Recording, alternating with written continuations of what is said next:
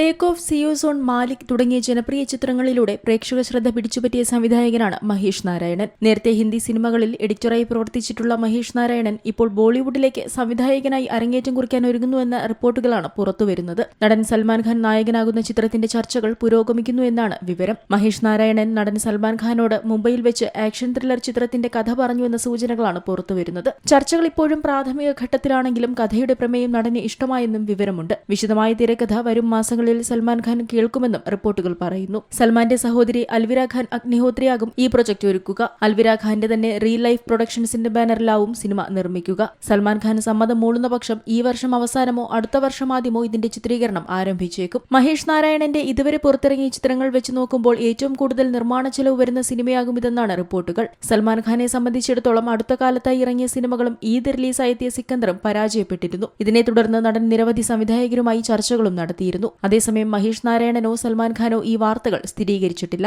Entertainment desk, Zee Malayalam news. ഏറ്റവും പുതിയ വാർത്തകളും വിശേഷങ്ങളും വിരൽ തുമ്പിലറിയാൻ സീ മലയാളം ന്യൂസ് എല്ലാ ഡിജിറ്റൽ പ്ലാറ്റ്ഫോമുകളിലും ലഭ്യം.